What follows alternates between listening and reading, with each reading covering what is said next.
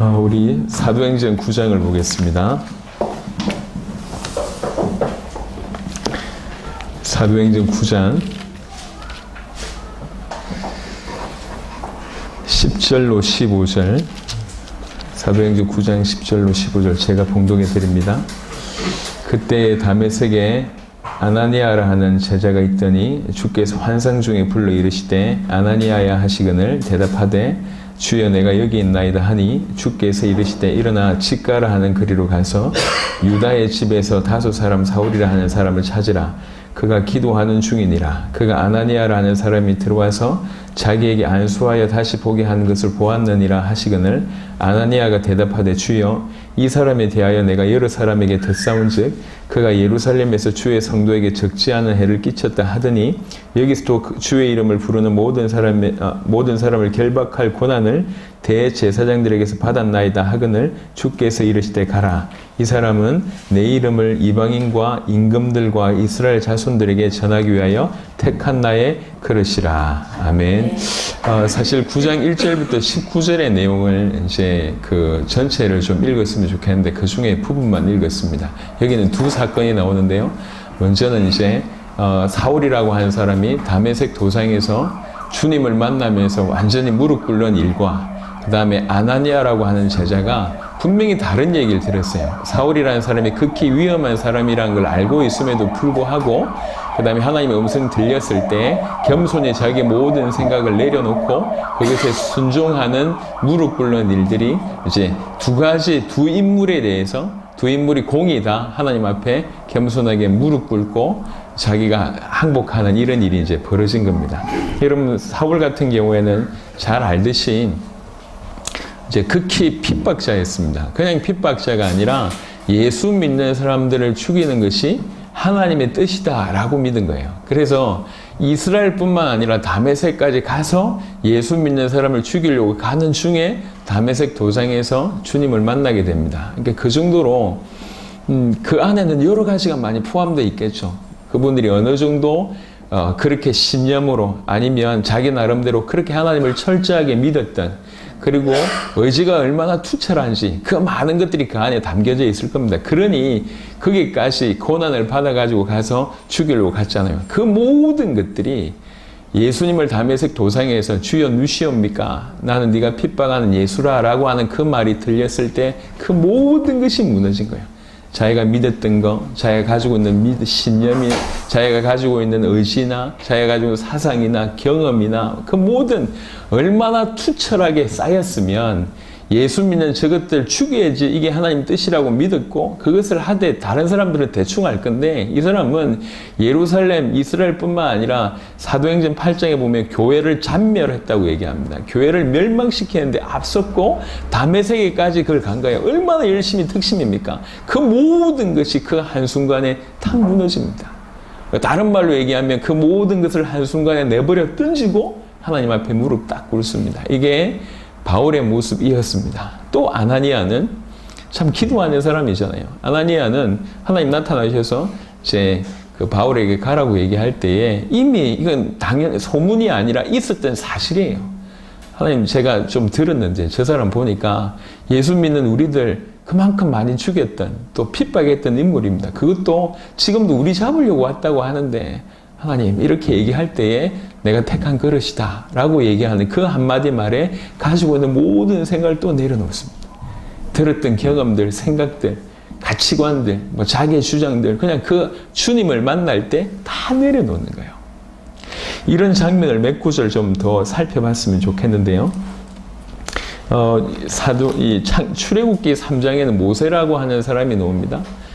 이거는 그냥 잠시 스쳐가는 겁니다. 다른 구절을 좀 찾아보려고 출애굽기 3장을 먼저 설명하면 출애굽기 3장도 이제 대단한 인물이었잖아요. 하지만 지금 나이가 80세 돼서 아무것도 못하는 그에게 우리 주님이 불 붙는 그 나무로 나타나셨어요.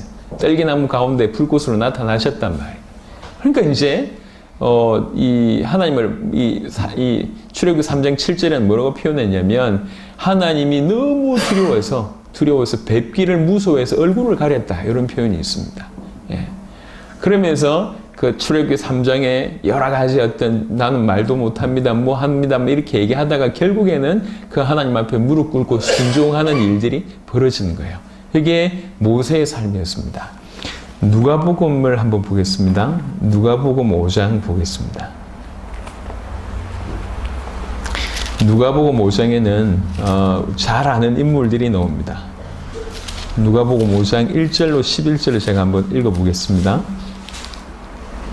무리가 몰려와서 하나님의 말씀을 들을새 예수는 게네사렛 호숫가에 서서 호숫가에 배 두 척이 있는 것을 보시니 어부들은 배에서 나와서 그물을 씻는지라. 예수께서 한 배에 오르시니 그 배는 시몬의 배라. 베드로를 얘기합니다. 육지에서 조금 떼기를 청하시고 앉아서 배에서 무리를 가르치더니 말씀을 마치시고 시몬에게 이르시되 깊은 데로 가서 그물 내려 고기를 잡으라. 시몬이 대답하여 이르되 선생님 우리들이 밤이 새도록 수고하였으되 잡은 것이 없지만은 말씀에 의지하여 내가 그물을 내리리다 하고 그렇게 하니 고기를 잡은 것이 심이 많아 그물이 찢어지는지라. 이에 다른 배에 있는 동무들에게 손짓하여 와서 도와달라 하니 그들이 와서 두 배 채움에 잠기게 되었더라. 시몬 베드로가 이를 보고 예수의 무릎 아래에 엎드려 이르되 주여 나를 떠나소서 나는 죄인이로소이다 하니 이는 자기 및 자기와 함께 있는 모든 사람이 고기 잡힌 것으로 말미암아 놀라고 세베대의 아들로서 시몬의 동업자인 야고보와 요한도 놀랐음이라. 예수께서 시몬에게 이르시되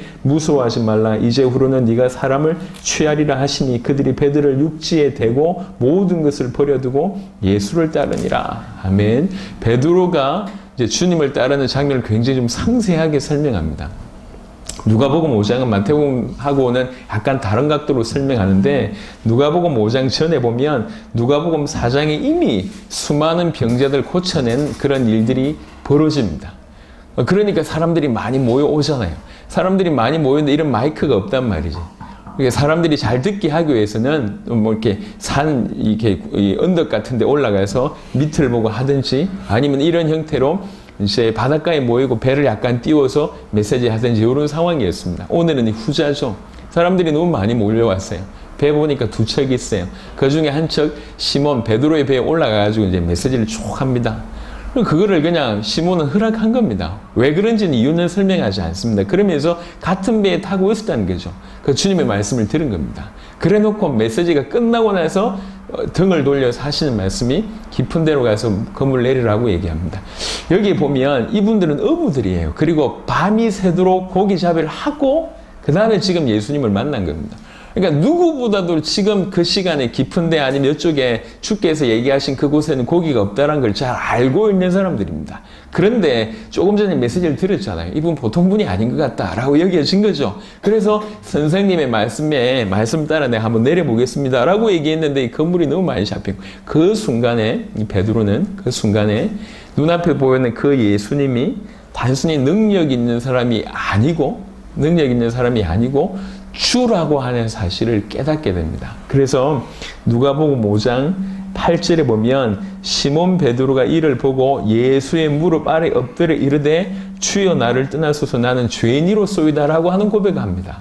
아니 고기 많이 잡았는데 갑자기 고기 잡은 기적을 보고 왜 자꾸 이 말을 합니까 갑자기?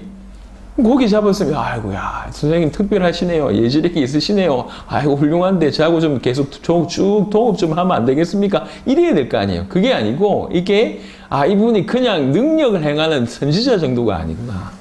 이분이 그토록 우리 하나님께서 말씀하셨던 보내실 자 메시아구나라고 하는 것들이 깨달아진 겁니다. 그러니까 바로 예수의 무릎 앞에 탁 엎드려서 이 하나님이 보이니까 하나님의 영광이 보이니까 반대로 자기가 죄인이라는 것이 보여지잖아요. 그러니까 얘기하는 겁니다. 나는 죄인입니다.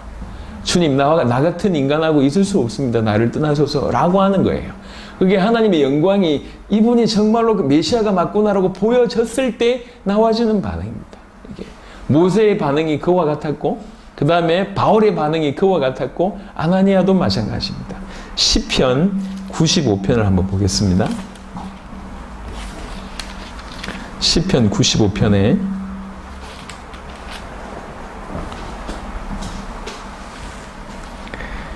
1절부터 11절의 내용입니다. 오라 우리가 여호와께 노래하며 우리의 구원의 반석을 향하여 즐거이 외치자. 시편 95편입니다. 우리가 감사함으로 그 앞에 나가며 시를 지어 절개의 그를 노래하자. 여호와는 크신 하나님이시요 모든 신들보다 크신 왕이시기 때문이로다.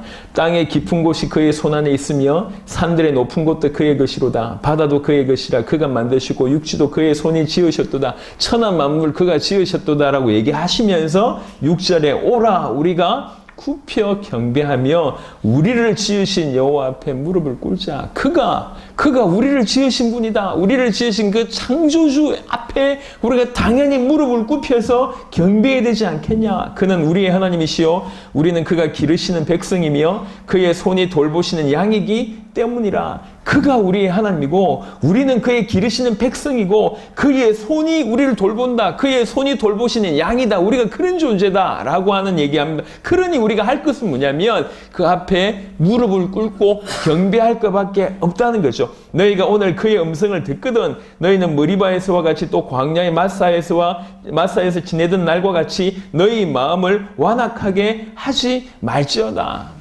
이스라엘 백성들이 광야길에서 계속 하나님의 영광을 보면서도 날마다 구름기둥, 불기둥 같은 하나님의 영광을 보면서도 불신앙했잖아요. 그런 인생을 살지 말라는 겁니다.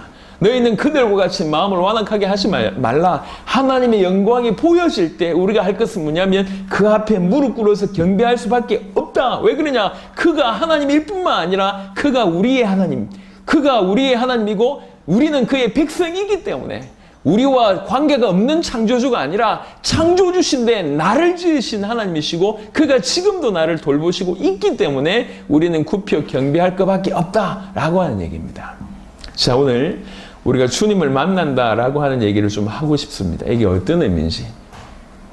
성경에 보면 베드로나 바울뿐만 아니라 사실은 주님을 제대로 만났던 모든 자들은 궁극적으로 주님의 영광 앞에 자기의 모습이 보이시니까 주의 영광이 보여지고 주님이 어떤 분이라고 믿어지고 그 크시고 높으신 하나님, 천지를 창조하신 하나님이 정말로 나를 위해서 모든 걸 하셨구나라고 보여질 때 그에 반해서 내가 죄인이라는 것이 보여집니다. 그때 겸손하게 무릎 꿇고 주님, 나는 주의 것입니다. 주님, 나를 다스려 주십시오. 주님, 내가 주께 항복합니다. 라고 하는 모습이 성경에 가장 정상적으로 일어납니다.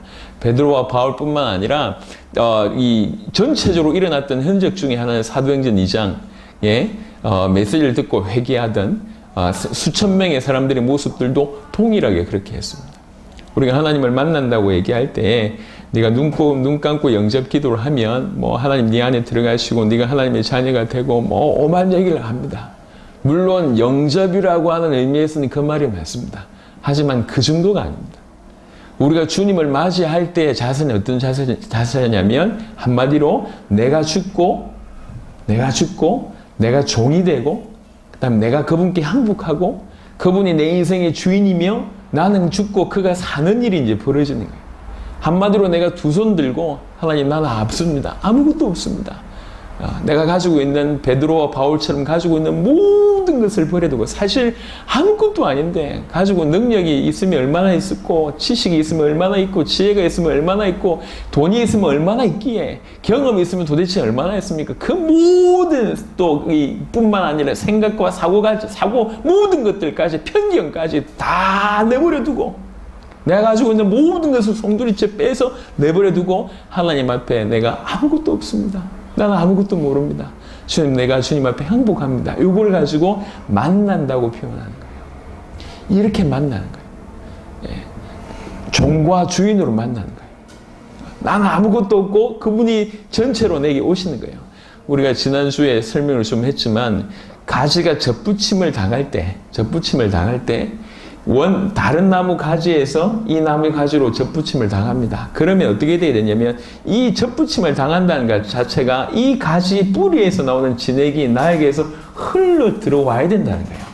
흘러 들어와야지 열매를 맺게 되는데 이 젖붙임 당한 가지가 절대로 안 된다. 못 흘러 들어온다 라고 얘기하면 그거는 여전히 가지가 죽어 있는 상태입니다. 이게 흘러 들어와야 됩니다. 그럴 때 이런 자세요. 나는 아무것도 없습니다. 나는 생명도 없고 아무것도 없습니다. 오직 주께 붙어있을 때 나는 살 수 있습니다. 라고 깨닫고 전부를 주님 앞에 내드리는 주님 손에 모든 것을 드립니다. 주님 나 같은 존재를 찾아오셔서 너무 감사합니다. 네, 항복합니다. 게임할 때 어떤 그런 게임이 있더만요. 이렇게 서로 가진 돈을 바꾸는 게임이 있더라고요. 이렇게. 그래서 이제 그 진짜 돈 말고 이제 가짜 돈을 가지고 누가 돈 가장 많이 가져가냐 그 게임인데 이제 서로 바꾸는 게임이 있는데 상대방이 돈이 얼마인지 몰라. 자기가 많으면 바꾸면 손해잖아요. 자기가 적으면 바꾸면 무조건 이익이잖아요. 그러니까 돈이 조금만 많은 사람은 고민을 해요. 하지만 돈이 없는 놈은 전혀 고민 안 해. 무조건 바꿔야 돼. 왜 그러냐? 그래야지 이기는 법이니까. 많은 그리스도인들이, 기독교인들이 하나님을 만난다고 하는 것에 너무나 추상적인 개념을 가지고 있는 것 같고, 또 사실은 하나님을 만나는데도 불구하고 항상 이런 겁니다. 자기 것 다 절대로 포기하지 않고 근데 옵션으로 주님 내게 들어오십시오 라고 생각을 하고 있는 것 같습니다. 그건 만나는 게 아니에요. 그건 근본적으로 만남이 아닙니다. 하나님은 그런 만남을 원하시지 않습니다. 100%를 주고 100%를 얻기를 원하십니다. 그래서 진실로 우리가 그분을 만나고 그분과 연합된다고 얘기할 때 가장 기본적인 마인드는 뭐냐면 주님 내가 주님 앞에 항복합니다 라고 하는 거예요. 왜 그러냐? 그가 우리의 하나님이기 때문에 우리가 그분께 항복합니다. 두 손을 드는 겁니다. 그래서 이렇게 하나님을 만나는 자세들이 사실은 처음에 예수님을 그리스도로 믿을 때만 필요한 것이 아니라 이런 자세가 쭉 가는 것이 우리가 그분을 누리는 모습이에요. 몇 군데만 한번 좀 살펴보도록 하겠습니다.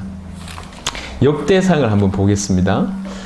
저와 여러분들이 익히 알고 있는 구절인데 약간 좀 다른 각도로 한번 보셨으면 좋겠습니다. 역대상 29장입니다. 역대상 29장. 여기는 여러분 알듯이 다윗이라는 사람이 성전 건축을 못합니다. 성전 건축을 얘기를 하나님께서 거절하셨어요. 너는 피를 너무 많이 흘렸다. 성전 건축할 수가 없다. 대신 네 아들 솔로몬을 통해서 성전 건축하게 하겠다. 대신 너는 성전 건축할 수 있는 준비를 할 수 있다. 라고 하는 얘기를 했습니다. 그 얘기를 듣고 그 다음에 백성들에게 본인뿐만 아니라 백성들의 얘기에서 성전 건축할 수 있는 예물들을 이렇게 받기 시작합니다. 그리고 나서 어느 정도냐면 성전 건축할 예물들이 차고 넘칠 정도로 쏟아졌어요. 그럴 때 이제 다윗이 감사 기도하는 내용이 29장 10절부터 16절의 내용인데요. 여러분 이거 아셔야 될 것이 뭐냐면 지금 이 기도를 했을 때 다윗의 위치는 왕이라는 겁니다. 왕도 이스라엘에 있어서 최고 훌륭했고 강성했던 왕이라고 얘기할 수 있습니다. 왕의 입장에서는 뭘 못할 게 없어요. 하고 싶은 건 모든 것을 할 수 있고 가질 수 있는 거의 모든 것을 가질 수 있는 위치입니다. 모든 것을 할 수 있고 모든 것을 가질 수 있고 모든 것을 마음에 원하는 대로 이룰 수 있는 그런 위치가 왕인데 그 왕인 다윗이 지금 하나님께 기도하는 모습을 보세요. 그 기도하는 모습에 보면 조금 이따 읽어보겠지만 기도하는 모습에 그 배경에 뭐가 깔려있냐면 철저하게 주님 앞에 두 손 든 모습이 있습니다. 나는 아무것도 아닙니다. 이 모든 거 주님이 하셨습니다. 나는 주님께 늘 예전에도 그렇고 지금도 그렇고 주님 앞에 두 손 들 뿐입니다. 나는 항복할 뿐입니다. 주님 나를 다스려 주시고 나에게 이렇게 허락해 주신 건 감사합니다. 라고 하는 배경이 쫙 깔려있습니다. 10절부터 보겠습니다. 다윗이 온 회중 앞에서 여호와를 송축하여 이르되 우리 조상 이스라엘의 하나님 여호와여 주는 영원부터 영원까지 송축을 받으시옵소서. 여호와의 위대하심과 권능과 영광과 승리와 위엄이 다 주께 속하였사오니 천지에 있는 것이 다 주의 것이로소이다. 여호와의 주권도 주께 속하였사오니 주는 높으사 만물의 머리이심이니이다. 부와 귀가 주께로 말미암고 또 주는 만물의 주제가 되사 손에 권세와 능력이 있사오니 모든 사람을 크게 하심과 강하게 하심이 주의 손에 있나이다. 여러분 보통 크게 하심과 강하게 하심이 주의 손에 있나이다라고 하는 기도를 주로 누가 합니까? 예, 없는 사람이 기도해요. 하나님 주의 손이 있사오니 능력이 있사오니 나를 높여달라라고 하는 식의 기도를 주로 이렇게 하잖아요. 근데 이 입장이 반대입니다. 왕 중의 왕입니다. 위치가요. 그 왕이 자기가 왕이 된 것이 자기 뜻이 아니었고 자기 힘이 아니었고 자기 능력이 아니고 높게 하시고 낮게 하신 그분이 나를 왕되게 하셨다는 걸 너무 알고 있는 거예요. 요게 신앙입니다. 신앙. 13절에 우리 하나님이여 이제 우리가 주께 감사하며 주의 영화로운 이름을 찬양하나이다. 나와 내 백성이 무엇이기에 이처럼 즐거운 마음으로 드릴 힘이 있었나이까. 모든 것이 주께로 말미암았사오니 우리가 주의 손에서 받은 것으로 주께 드렸을 뿐이니이다. 우리는 우리 조상들과 같이 주님 앞에서 이방 나그네와 그림문들이라 세상에 있는 날이 그림자 같아서 희망이 없나이다. 우리 하나님 여호와여 우리가 주의 거룩한 이름을 위하여 성전을 건축하려고 미리 저축한 이 모든 물건이 다 주의 손에서 왔사오니 다 주의 것이니이다. 너무나 잘 알고 있었습니다. 자기들이 누군지. 우리는 희망 없는 자였습니다. 우리는 이 땅에 그냥 거류민입니다. 아무 희망도 없습니다. 근데 하나님이 은혜로 정말 우리에게 주셔서 이렇게 감사하게 주께 다시 돌려드릴 수 있고 주를 위해서 드릴 수 있었다. 이게 너무 감사합니다. 이게 다윗의 고백입니다. 최고의 왕이었던 다윗은 늘 하나님 앞에 아무것도 아님을 고백하고 늘 하나님 앞에 자기 자신을 전체적으로 맡겼고 주님 앞에 오는 모든 것들에 대해서 감사했습니다. 이게 신앙이라고 할 수 있는 겁니다. 여러분, 하나님이 보이면 정말로 하나님이 누군지 점점 그것이 의심이 안개에 그치듯이 계속 우리 눈에서 끝풀이 계속 벗겨져서 하나님이 어떤 분인지, 예수가 그리스도라고 하는 이 복음이 어떤 것인지, 그분이 우리를 위해서 성육신 하시고 십자가를 지시고 부활하신 사건이 얼마나 놀라운 사건인지가 계속 보여지면 반대로 우리의 모자란 모습들이 보여지게 되는 겁니다. 그럼 내 손에 내가 가지고 있는 전부라고 생각하는 것이 얼마나 어리석은 줄 알게 되고 그걸 과감하게 놓을 수 있다는 거예요. 수많은 기독교인들을 제가 만나면 수많은 기독교인들은 자기 나름대로 하나님을 믿는다고 합니다. 하지만 자기 나름대로 하나님을 믿는다고 얘기하지만 그들의 인생이, 수많은 사람들의 인생이 하나님께 항복하지 않는 인생입니다. 여전히 부신 세상에서 세상 가운데 있으면서 가지고 있는 경험이나 돈이나 이런 것들 가지고 그냥 예수 믿는 건 옵션이에요. 사실은 믿는 게 아니죠. 믿음이 그렇게 살 수가 없어요. 그냥 옵션입니다. 내가 교회 다닌다는, 아니면 조금 은혜 받았다는 그 옵션이지 절대로 자기 생각, 자기 경험을 내놓지 않습니다. 성공한 거 아니면 응답받은 뭐 대단한 것도 내려놓지 않지만 또 반대로 예수 믿으면서 교회 다니면서 받았던 그 많은 수많은 상처들도 내놓지 못합니다. 내가 교회 다녀보니까 이렇더라면서 그 아픈 것도 여전히 가지고 있습니다. 세상적으로 좋은 것도 아니면 실패한 것도 교회 안에서 뭐 받은 뭐 경험도 또 반대로 교회를 다니면서 받았던 상처조차도 절대로 내려놓지 않고 항복하지 않고 때로는 상처로 아니면 때로는 교만으로 이러면서 적당하게 주님과 거리를 두면서 사는 삶을 살지 절대로 주님 앞에 항복하지 않습니다. 그 생각과 사고를 하나님 앞에 내려놓지 않아요. 그 경험과 아픔과 상처 나름대로 가지고 있는 수많은 것들, 구성하고 있는 좋은 것들, 나쁜 것들 다 내려놓지 않고 있습니다. 전부 자기의 편견과 자기가 가지고 있는 여러 가지 것들로 생각을 구성한 요소들로 꽁꽁 묶고 있습니다. 돈이 몇 푼인데 그게 도대체 뭐라고 그럽니까? 다윗이라는 왕은 왕이었을 때 이 고백을 했다는 것이 참 놀랍다는 거예요. 저는 말씀을 준비하면서 그렇지, 이게 진정한 고백이다. 이거다. 매 순간 하나님 앞에 항복하는 삶을 살구나. 다니엘서 말씀을 한번 보도록 하겠습니다.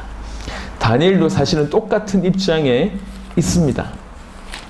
그 시대의 다니엘의 위치는 여러분 알듯이 이 포로 시대지만 포로임에도 불구하고 그 엄청난 강대국에서 가장 영향력 있는 왕 다음의 위치를 차지했던 인물입니다. 그리고 이제 터무니없이 왕을 대신해서 누구든지 신을 섬기면 사형을 당하게 된다라고 하는 그런 억울한 누명, 억울한 조수가 떨어졌음에도 불구하고 전혀 상관없이 다니엘 6장 10절을 보겠습니다. 그 말씀을 조금 자세하게 보면 다니엘이 이 조서에 왕의 도장이 찍힌 것을 알고도, 분명히 알았습니다. 알고도 자기 집에 돌아가서는 윗방에 올라가 예루살렘으로 향한 창문을 열고 전에 하던 대로 하루 3번씩 무릎을 꿇고 기도하며 그의 하나님께 감사하였다라고 얘기를 하고 있습니다. 여기에는 이렇게 행동한 것에는 많은 것들이 포함되어 있습니다. 하나님 무슨 말이냐면 내가 이렇게 기도하다가 죽어도 좋다라고 하는 거. 그리고 세상의 기준이 중요한 것이 아니라 하늘의 하나님이 우선이다라고 하는 거. 그리고 전에 행하던 대로, 그러니까 늘 하나님을 섬겨왔다는 거죠. 예. 그것을 늘 하나님을 섬겨왔는데 오늘 이 시간 이런 사건이 바뀌었기 때문에 내가 포기할 수 없다. 순교자들이 굉장히 많았습니다. 순교자들이 많았는데 폴리카비였는지 정확하게 기억이 모르겠습니다만 그 얘기를 한번 한 적이 있어요. 순교당할 때. 네가 한 번만 예수님을 부인하면 살려주겠다라고 얘기했을 때 이분이 화형 직전이었는데 내 나이가 85세다. 단 한 번도 주님이 나를 실망시킨 적이 없다. 단 한 번도 주님이 나를 놓지 않은 적이 없는데 계속 붙들고 계신데 내가 어떻게 그분을 부인하냐. 당연히 이래가지고 이제 화형으로 순교당한 일이 벌어졌습니다. 그러니까 정말로 주님을 알 때, 주님을 누릴 때 할 수 있는 고백이죠. 다니엘도 그와 같습니다. 왕의 조서라는 것을 누구보다도 다니엘은 알아요. 왜 그러냐? 정치인 중에 최고 정치인이잖아요. 그 왕의 조서라고 하는 것이 어느 정도 힘이 있는지를 우리는 모르지만 다니엘은 안단 말이에요. 그럼에도 불구하고 여전히 전에 행하던 대로 늘 주님을 그렇게 섬겨왔다는 거죠. 그러면서 뭐라고 얘기했습니까? 하나님께 감사했더라. 그럼에도 불구하고 하나님께 감사하는 거예요. 그럼에도 이런 상황이 벌어졌음에도 불구하고 그 모든 것을 주님 손에 맡긴 겁니다. 그리고 여전히 보라한 듯이 창문을 열어놓고 기준이 뭐냐, 우선이 뭐냐, 절대적으로 하나님인 거죠. 하나님이 뭘 원하시냐, 하나님이 기뻐하신 게 뭐냐, 하나님 중심이었습니다. 하나님 중심. 그러니까 하나님 앞에 자기 전체를 드린 모습이 이런 거예요. 다윗도 마찬가지고 다니엘도 마찬가지고 모든 삶에서 하나님 앞에 드린 거예요. 항복하는 것이죠. 또 다른 구절을 한번 보겠습니다. 에스라라고 하는 데가 있어요. 역대 하담에 나옵니다. 에스라 9장을 보겠습니다. 에스라 9장은 이제 이런 배경이 있습니다. 에스라가 이제 다시 포로 귀환을 하고 났는데 보니까 이제 백성의 지도자들이 오히려 이방 여인들과 결혼을 하고 또 아이를 낳는 이런 일이 벌어진 거예요. 하나님이 이스라엘 백성들을 굉장히 순수하게 만드셨어요. 그리고 순수할 것을 요구하셨습니다. 그거는 이스라엘 백성이 특별하기 때문에 그런 것이 아니라 복음이 뭐며 그 다음에 복음 받은 자는 어떻게 살아야 되는지를 설명하기 위해서 이스라엘 민족을 그렇게 요구하신 거예요. 절대로 저 이방 사람들하고는 섞이지 마라. 통혼하지 말아라고 명령했는데 그 명령을 가장 먼저 어긴 사람들이 누구냐면 백성의 지도자들이요. 그 얘기가 에스라 귀에 들린 겁니다. 자기가 범한 일이 아니에요. 근데 자기 민족들이 그런 일을 범합니다. 그래서 피를 통하면서 하나님 앞에 엎드려서 회개하고 있는 내용이 9장의 내용입니다. 그냥 쭉 읽으면 이해되실 내용이라 제가 이제 읽어보겠습니다. 9장 1절부터 읽겠습니다. 이 일 후에 방백들이 내게 나와 이르되 이스라엘 백성과 제사장들과 레위 사람들이 이 땅 백성들에게서 떠나지 아니하고 가나안 사람들과 헷 사람들과 브리스 사람들과 여부스 사람들과 암몬 사람들과 모압 사람들과 애굽 사람들과 아모리 사람들이 가증한 일을 행하여 그들의 딸을 맞이하여 아내와 며느리로 삼아 거룩한 자손이 그 지방 사람들과 서로 섞이게 하는데 방백들과 고관들이 이 죄에 더욱 으뜸이 되었다 하는지라 내가 이 일을 듣고 속옷과 겉옷을 찢고 머리털과 수염을 뜯으며 기가 막혀 앉으니 이에 이스라엘의 하나님의 말씀으로 말미암아 떠는 자가 사로잡혔던 이 사람들이 죄 때문에 다 내게로 모여오더라. 그 중에 정말 하나님 말씀 때문에 두려워서 떠난 이런 사람들이 모여온 거예요. 이 사람들이. 그런 사람들이 있다는 거죠. 그럼에도 불구하고 죄의 가장 으뜸에 대해서 지는 방백들과 고관들이 있는 반면에 하나님 말씀 앞에 정말 두렵고 떨림으로 하나님 말씀을 섬기는 자들이 있단 말이에요. 이 사람들이 에스라에게 찾아온 겁니다. 내가 저녁 제사 드릴 때까지 기가 막히게 앉았더니 저녁 제사를 드릴 때에 내가 근심 중에 일어나서 속옷과 겉옷을 찢은 채 무릎을 꿇고 나의 하나님 여호와를 향하여 손을 들고 말하기를 나의 하나님이여 내가 부끄럽고 낯이 뜨거워서 감히 나의 하나님을 향하여 얼굴을 돌지 못하오니 이는 우리 죄악이 많아 정수리에 넘치고 우리 허물이 커서 하늘에 미침이니이다. 우리 조상들의 때로부터 오늘까지 우리의 죄가 심함에 우리의 죄악으로 말미암아 우리와 우리 왕들과 우리 제사장들을 여러 나라의 왕들의 손에 넘기사 칼에 죽으며 사로잡히며 노략을 당하며 얼굴을 부끄럽게 하심이 오늘날과 같으니이다. 이제 우리 하나님 여호와께서 우리에게 잠시 동안 은혜를 베푸사 얼마를 남겨두어 피하게 하신 우리를 그 거룩한 처소에 박힌 목과 같게 하시고 우리 하나님이 우리 눈을 밝히사 우리가 종로를 하는 중에서 조금 소생하게 하셨나이다. 우리가 비록 노예가 되었사오나 우리 하나님이 우리를 그 종살이하는 중에 버려두지 아니하시고 바사왕들 앞에서 우리가 불쌍히 여김을 입고 소생하여 우리 하나님의 성전을 세우게 하시며 그 무너진 것을 수리하게 하시며 유다와 예루살렘에서 우리에게 울타리를 주셨나이다. 우리 하나님이여 이렇게 하신 후에도 우리가 주의 계명을 저버렸사오니 이제 무슨 말씀을 하오리까? 하나님이 정말로 우리 죄악 때문에 우리를 죽게 하셨는데 그 중에도 불구하고 은혜를 베풀어가지고 지금 돌아와서 다시 하나님의 성전을 짓는 이 축복을 받았는데 그런 중에도 우리가 죄를 범했습니다. 어찌하면 좋겠습니까? 완전히 완전 바짝 엎드려가지고 하나님 앞에 엎드려서 기도하는 내용입니다. 전에 주께서 주의 종 선지자들에게 명령하여 이르시되 너희가 가서 얻으려 하는 땅은 더러운 땅이니 이는 이방 백성들이 더럽고 가증한 일을 행하여 이 끝에서 저 끝까지 그 더러움으로 채웠습니다. 그런즉 너희 여자들을 그들의 아들들에게 주지 말고 그들의 딸들을 너희 아들들을 위하여 데려오지 말며 그들을 위하여 평화와 행복을 영원히 구하지 말라. 그리하면 너희가 왕성하여 그 땅의 아름다운 것을 먹으며 그 땅을 자손에게 물려주어 영원한 유산으로 물려주게 되리라 하셨나이다. 우리의 악한 행실과 큰 죄로 말미암아 이 모든 일을 당하였사오나 우리 하나님이 우리 죄악보다 형벌을 가볍게 하시고 이만큼 백성을 남겨주셨사오니 우리가 어찌 다시 주의 계명을 거역하고 이 가증한 백성들과 통혼하오리까? 그리하면 주께서 어찌 우리를 멸하시고 남아 피할 자가 없도록 진노하지 아니하시리까? 이스라엘의 하나님 여호와여 주는 의로우시니 우리가 남아 피한 것이 오늘날과 같사옵건을 도리어 주께 범죄하였사오니 이로 말미암아 주 앞에 한 사람도 감히 서지 못하겠나이다 하니라 라고 얘기합니다. 이렇게 간절히 기도하고 그리고 나서 민족적인 개혁이 일어납니다. 그래서 결혼한 모든 사람들이 자기 아내를 이방 아내들을 다시 이방으로 돌려보내는 일이 벌어집니다. 엄청난 일이 벌어지는 거죠. 그런 일이 다 있었잖아요. 근데 그 누구도 하나님 앞에 바짝 엎드려서 진짜로 항복한 사람이 없어요. 그 민족 중에 에스라 한 명이 그런 일을 하는 거죠. 하나님이 그것을 받으신 겁니다. 사실은 이게 우리의 삶이어야 됩니다. 역대상 29장 이런 모습들이 사실은 예배입니다. 우리가 높은 자리에 다윗처럼 높은 자리에 다니엘처럼 높은 자리에 있으나 아니면 막 백성들이 전체 죄 가운데 있으나 아니면 우리가 하나님 앞에 감사하면서 예배를 나가거나 아니면 우리가 주님을 만나거나 다 자세는 동일하다는 얘기. 자세는 어떤 자세냐? 내가 주님 앞에 두 손을 들고 무릎 꿇고 항복하겠습니다. 예, 내가 아무것도 없습니다. 주님 나를 다스려 주십시오. 내 생각이 없습니다. 내가 가지고 있는 모든 내려놓기를 원합니다. 주님 나에게 침투하시고 주님 내 안에 침투하셔서 나에게 당신의 열매를 당신의 성질을 내 안에 심어주옵소서. 우리가 만났다는 얘기는 그렇게 연합되어 있으니까 그 연합되어 있는 주님의 성질 주님의 은혜가 나에게 침투되기를 원합니다.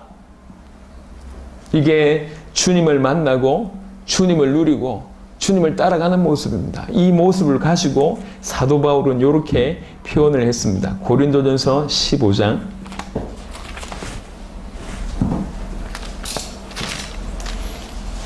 고린도전서 15장 보겠습니다.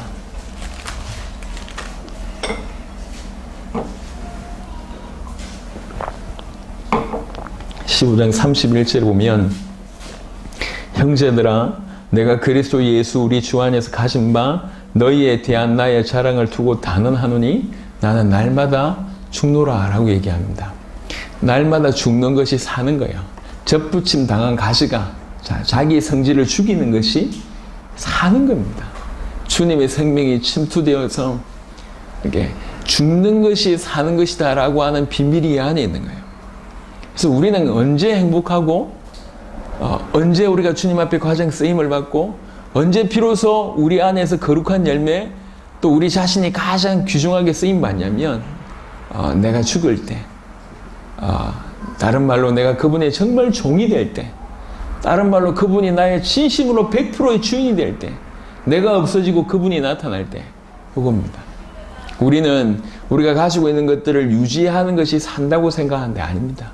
내가 가진 것으로 맺을 수 있는 열매, 행복의 열매라든지 그 어떤 열매가 1이라면 내가 없어졌을 때 나오는 열매는 무한대입니다. 그걸 하나님이 아신다. 우리는 이걸 버리면 죽을 줄 아는 것 같아요.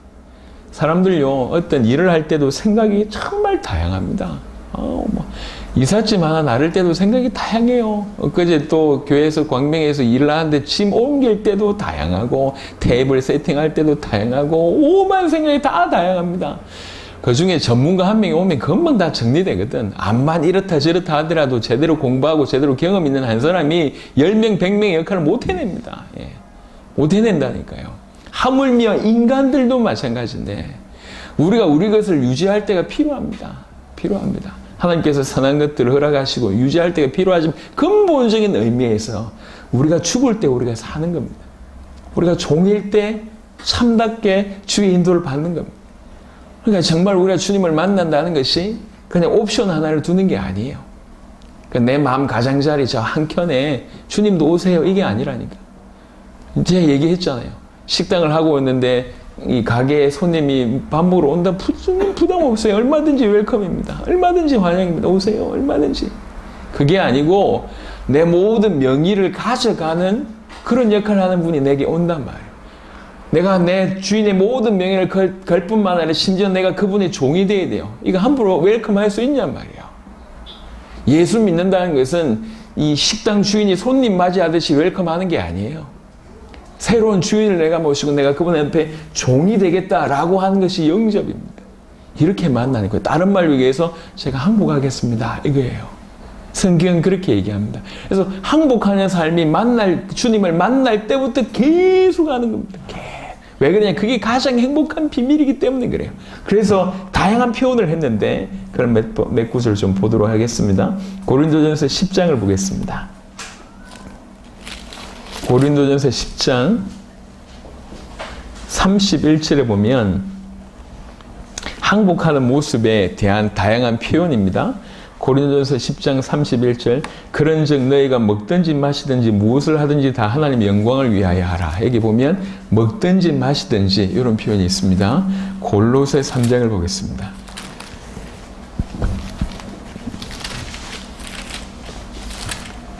골로새 3장 한 절만 봅니다. 골로새 3장 17절에 보니까 또 무엇을 하든지 말에나 일에나 다 주 예수의 이름으로 하고 그를 힘입어 하나님 아버지께 감사하라. 무엇을 하든지 먹든지 마시든지 또 무엇을 하든지 말에나 일에나 말을 하든지 일을 하든지 다 예수 그리스도의 이름 오직 그분을 의지하라는 얘기죠. 너희는 사라지고 너희는 없고 너희는 주님 앞에 딱 붙어서 항복하고 온전히 그를 위해서 하라는 얘기죠. 로마서 14장을 보겠습니다. 로마서 14장 8절을 보면 로마서 14장 8절 우리가 살아도 주를 위하여 살고 죽어도 주를 위하여 죽나니 그러므로 사나 죽으나 우리가 주의 것이로다. 말에나 일에나 먹든지 마시든지 사나 죽으나 이게 믿는 자의 삶의 모습이에요. 사나 죽으나 먹든지 마시든지 뭐 무엇을 하든지 말에나 일에나 다 주 예수의 이름으로 하고 그분의 영광을 위하여 하고 전부 다 우리가 어떤 상황 가운데서 우리는 주의 것이다 이렇게 얘기하는 거예요. 한 구절을 더 보도록 하겠습니다. 고린도후서 4장 고린도후서 4장 10절부터 11절 보겠습니다. 특별히 4장 7절부터는 사도 바울이 어떤 어려움을 당했는지를 쭉 설명합니다. 설명하면서 4장 10절에 우리가 항상 예수의 죽음을 몸에 짊어지면 이제 의미는 조금 전달이 돼야 이제 구체적으로 잘 모를 수도 있지만 이게 그냥 그렇게 생각하면 됩니다. 예수의 죽음이 항상 삶의 기준이다. 아니면 항상 예수의 죽음을 기억한다. 아니면 예수의 죽음, 그것을 중심으로, 아니면 예수의 죽음을 전하기 위하여 이런 모든 것이 그 안에 포함됩니다. 항상 예수의 죽음을 몸에 짊어진다. 그분의 죽음 때문에 내가 살아났다라고 하는 배경도 있습니다. 예수의 죽음을 몸에 짊어지면 예수의 생명이 또한 우리 몸에 나타나게 하려 함이라. 그분의 죽음을 이해할 때 그분의 생명, 그분의 죽음을 짊어질 때 그분의 생명이 나타난다는 거예요. 우리 살아있는 자가 항상 예수를 위하여 죽음에 넘겨지면 7절부터 9절 그 죽음에 대한 얘기를 쭉 합니다. 죽음에 넘겨지면 예수의 생명이 또한 우리 죽을 육체에 나타나게 하려 합니다. 계속 내가 죽을 때 주의 생명이 우리 육체에 나타나는 거예요. 이게 신비입니다. 신비. 접붙임 당한 가지가 죽을 때 자기 성질이 점점 없어질 때 더 그분의 생명이 우리를 침투해서 나타난단 말이에요. 열매 맺는다는 거죠. 그래서 내가 죽는 것이 사는 것이고 내가 내 성질, 내가 가지고 있는 모든 것을 죽일 때가 더 영광스럽게 빛난다는 거예요. 우리는 사단에게 너무 오랫동안 훈련 아니면 속임 이런 걸 받아와서 남을 죽여야지 내가 산다고 생각을 해온 겁니다. 그래서 내 손에 있는 뭔가를 놓는 것이 너무 두려운 거예요. 왜 그러냐? 그렇게 되면 내가 모든 것이 끝난다고 생각하고 있기 때문에 돈 몇 푼 하든가든 아니면 힘이며 명예 뭐 이런 거 막 들고 있습니다. 억울한 누명 들었다고 막 요즘에 자살하는 이유도 보니까 뭐 내 안 했는데 했다 뭐 그러면 나 죽는다 뭐 누명을 밝혀달라. 아니 안 했으면 끝까지 있으면 될 거 아니에요. 그러니까 아무것도 아닌 거 붙들고 자기의 목숨, 이게 목숨인 줄 생각하고 있습니다. 돈이 목숨입니까? 힘이 목숨입니까? 자리가 뭐가 중요한데요? 명예가 뭐가 중요합니까? 그게 목숨인 양 붙잡고 있습니다. 주님 앞에 그걸 내려놓는 것이 믿는 겁니다. 예, 내가 주님을 믿는다고 하는 것은 항복한다는 걸 얘기하고 그분 앞에 무릎을 꿇고 그분 앞에 머리를 조아리고 굽혀 경배하고 이게 정말 이게 전체로 항복한다고 하는 표현입니다. 내가 없어지고 그분이 나를 통과하고 나를 침투하고 이게 믿는 자, 믿는다고 하는 것의 표현입니다. 오늘 사도행전 9장에 대한 얘기를 먼저 했습니다. 사도 바울이라는 사람이 주님을 만날 때의 모습 그리고 스데반의 통과 이후에 쭉 연결되어지면서 아나니아까지 한 명 한 명 특별히 아나니아가 하나님 앞에 그런 말씀을 들었을 때 딱 자기의 생각을 접고 하나님 앞에 무릎 꿇는 이런 것들이 우리로 하여금 신앙생활이 뭔지를 설명하는 겁니다. 모세가 하나님을 만날 때 다윗이 왕이었을 때도 불구하고 다니엘이 그 높은 위치에 있음에도 불구하고 어떤 상황 가운데 있든지 상관없이 그분 앞에 무릎을 꿇는 겁니다. 예, 베드로처럼 하나님을 만날 때, 그 주님을 만날 때 그 영광이 보여지니까 자기의 죄된 모습이 너무나 적나라하게 드러나고 그래서 나를 떠나달라고 기도했던 이런 모습들이 전부 하나같이 딴 게 아닙니다. 다 이렇게 다양한 모습으로 설명하지만 주님을 만나는 우리의 자세는 뭐냐면 내가 죽어야 된다는 거예요. 내가 죽고 그분이 살고 내가 종이 되고 그분이 주인이 되고 내가 없어지고 그분이 나타나고 이게 만나는 거예요. 내가 주님 앞에 항복한다는 겁니다. 항복한다. 매 순간 예수의 죽음을 짊어지고 사는 존재가 되는 거예요. 그래서 도무지 우리에게는 잘 이해가 되지 않지만 말에나 일에나 먹든지 마시든지 사나 죽으나 이게 해당되는 겁니다. 어떤 상황 가운데 내가 왕으로 있든지 총리로 있든지 죄 가운데 있든지 연약한 모습 가운데 있든지 다 상관없이 어떤 상황 가운데서도 그 자리에서 하나님을 만날 때 내가 주님 앞에 두 손 듭니다. 나 항복합니다. 항복합니다. 우리 주님 앞에 예배 드리러 나올 때도 역대상 9장 같은 29장 같은 경우는 딱 예배의 모습입니다. 감사기도를 드렸던 다윗의 모습이 예배 드리는 모습이에요. 하나님 이 모든 것이 주께로 왔습니다. 나는 없습니다. 나는 없습니다. 내가 이 시간 주님 앞에 행복합니다. 나에게 말씀하십시오. 종이 듣겠습니다. 내 모든 것을 주님 앞에 맡겨드립니다. 이게 예배입니다. 예배. 회의를 하고 오늘 제가 계속 기도하고 하나님의 은혜로 말씀들을 하나님께서 계속 주십니다. 그리고 또 본격적으로 신학교 강의를 또 좀 준비하면서 전 너무 좋아요. 분명히 신학을 오래전에 했거든요. 그때는 기말고사 대비 외우는 어떤 그런 거였다면 이게 준비해놓고 이렇게 오랫동안 이 신학이라는 학문을 통해서 하나님이 어떤 분일까를 고민하면서 한 걸 보니까 저는 굉장히 도움이 됩니다. 더 폭넓게 그리스도를 알아가는 것 같아서 너무 유익합니다. 그러면서 하나님께서 자꾸 제 마음에 이 복음 앞에 선 우리의 모습, 하나님을 발견한 우리의 모습이 어떠해야 되는가라고 하는 것들로 계속 부딪혔어요. 그래서 오늘 정리해서 제목을 그냥 항복합니다 라고는 제목으로 여러분과 나눴습니다. 울산의 우리 귀중한 식구들과 함께 또 예배드린 모든 성도들에게 동일하게 그냥 한번 들었던 주일의 예배 말씀으로 그치지 않고 저와 여러분들이 삶이었으면 너무 좋겠다. 우리가 이렇게 하나님을 만나야 됩니다. 아직 항복하지 않으신 분들 빨리 항복하세요. 빨리 항복하세요. 진실로. 그리고 매 순간 항복하는 삶을 우리 모든 것을 그분께 맡겨드릴 수 있다는 것 자체가 그분이 발견되었기 때문에 그렇게 할 수 있고 그렇게 하면 할수록 주어지는 그 뭐 플러스 알파는 말로 할 수가 없습니다. 내 것이 없어지고 그분의 것이 우리 인생에 침투될 때 얼마나 놀라운 가지 열매를 맺겠냔 말이에요. 그런 열매를 지금 우리는 보고 있습니다. 그 열매에 동참한 여러분들이 되시길 바랍니다. 그래서 우리 모든 식구들이 주님 앞에 항복하여서 조금 극단적인 표현이지만 나는 날마다 죽노라. 나는 날마다 주님 앞에 항복한다.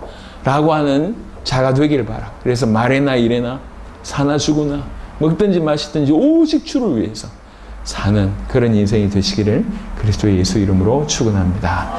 살아계신 주님 감사합니다. 오늘 주일에도 우리에게 귀중한 은혜를 허락하셔서 감사를 드립니다. 전능하신 주님 영광을 받아 주옵소서. 전능하신 주님 통해서 주님 우리를 통해서 역사하여 주옵소서. 정말 우리에게 찾아오셔서 우리에게 말로 할 수 없는 이 은혜와 응답을 주셔서 감사합니다. 매 순간 그 하나님의 영광 앞에 우리는 항복하는 자로 날마다 죽는 자로 설 수 있도록 은혜를 베풀어 주옵시고 그럴 때에 주님이 우리 인생을 통해서 당신의 열매를 당신의 거룩한 열매가 우리 인생을 통해서 열려질 수 있도록 역사하여 주옵소서. 정말 사나 죽으나 말에나 일에나 무엇을 하든지 먹든지 마시든지 주를 위해서 살아가는 우리는 없어지고 정말 예수의 그 생명만 우리 육체를 통해서 나타날 수 있도록 역사하여 주옵소서. 주님 항복합니다. 주님 정말로 우리 모든 것을 주님 앞에 드립니다. 주님 우리를 다스려 주십시오. 주님 우리에게 말씀하여 주옵소서. 주님 뜻대로 살기를 원합니다. 주님 역사하여 주옵소서. 감사를 드렸고 우리 주 예수 그리스도 이름으로 기도드렸습니다. 아멘.